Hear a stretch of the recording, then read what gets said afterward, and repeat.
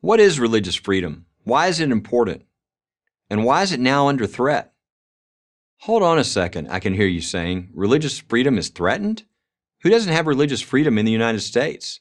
You can be a Protestant, a Catholic, a Jew, a Muslim, or a Wiccan. You can believe in anything or nothing. This was true, but not anymore. Seems like almost every week a new dispute arises between people of faith and government agencies alleging that believers are violating the rights of non-believers or simply violating government edicts. Given that the search for religious freedom was central to the founding of America, this is quite a reversal. As Thomas Paine put it in his influential 1776 pamphlet, Common Sense, "This new world hath been the asylum for the persecuted lovers of civil and religious liberty from every part of Europe." It wasn't an accident that the first freedom listed in the Bill of Rights, the first 10 amendments to the Constitution, is about religious liberty. Here's what it says: Congress shall make no law respecting an establishment of religion or prohibiting the free exercise thereof. This meant the new United States would have no government-sponsored religion, as Europe had at the time, and no restrictions on how you practiced your religion. British historian Paul Johnson draws a stark and telling contrast between the two great revolutions of the 18th century.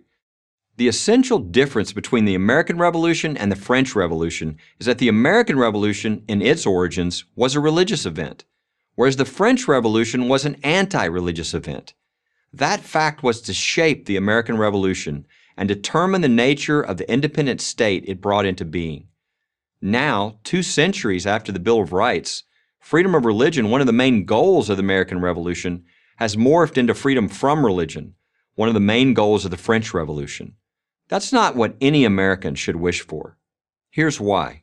Because when they come for your religious freedom, they're coming for all of your freedom. It's the totalitarian tell, the giveaway.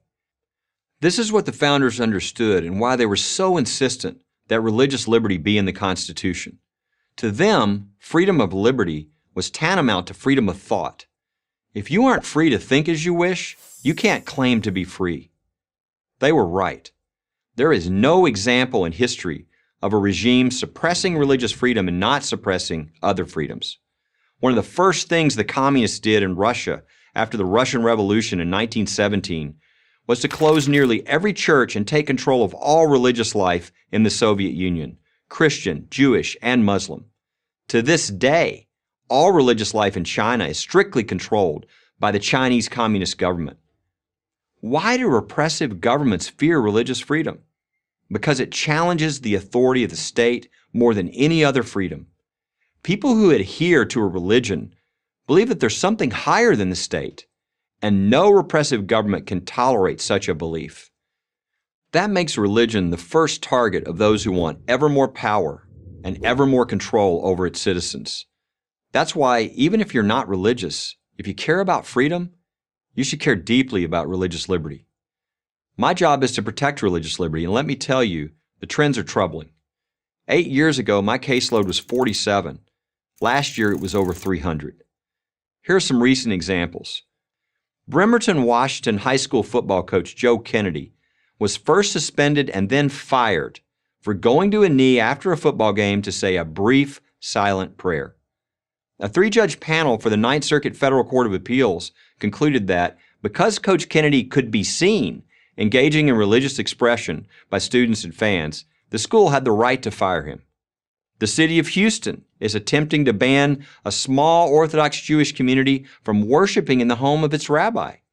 Given that the neighborhood includes a rehab house, a Ghanaian church, and an East Indian cultural center, the city's action is hard to fathom. A peace cross in Bladensburg, Maryland has stood for almost 100 years in honor of 49 young men who died fighting in World War I. Yet in 2017, a court ordered the cross to be torn down. One judge offered a novel compromise. She suggested we chop the arms off the cross to make it less offensive. Fortunately, we won that case 7-2 at the United States Supreme Court, and that cross is still standing. America is also still standing, but it won't be for much longer, not as the free country the founders envisioned, if we don't take these threats to religious freedom seriously. The great historian of post-revolutionary America, Alexis de Tocqueville, understood this very well. When men attack religious beliefs, they are following their emotions, not their interest. Tyranny may be able to do without faith, but freedom cannot. I'm Kelly Shackelford, president of First Liberty for Prager University. Thank you for watching this video.